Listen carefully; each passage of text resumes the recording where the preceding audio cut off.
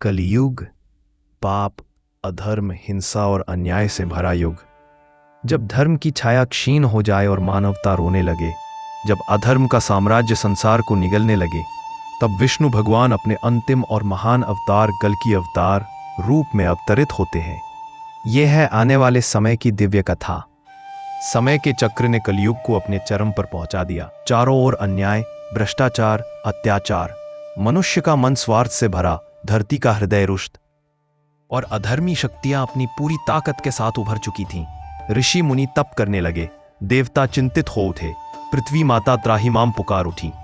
तब देवताओं ने एकमत होकर भगवान विष्णु से विनती की, प्रभु संसार को बचाइए। शास्त्रों में वर्णित था कि विष्णु भगवान कलियुग के अंत में शंभल ग्राम में एक ब्राह्मण दंपत्ति विश्वनर और सुमति के यहाँ जन्म लेंगे।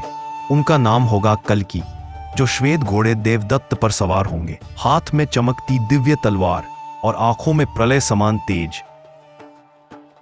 शंभल ग्राम की शांत रात, आकाश में एक दिव्य प्रकाश फैलने लगा और उसी पवित्र क्षण में भविष्य के उद्धारकर्ता कल्कि का अवतरण हुआ।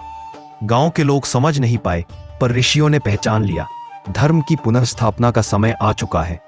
जैसे जैसे कल्कि बड़े हुए, उनकी बुद्धि, तेज और सामर्थ्य अप्रतिम हो गई। उन्होंने परशुराम जी से शस्त्र विद्या प्राप्त की, ऋषियों से धर्म का ज्ञान और देवों से दिव्यास्त्र।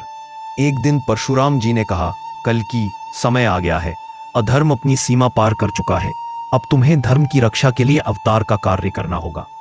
उनकी तलवार से दिव्य प्रकाश निकल रहा था।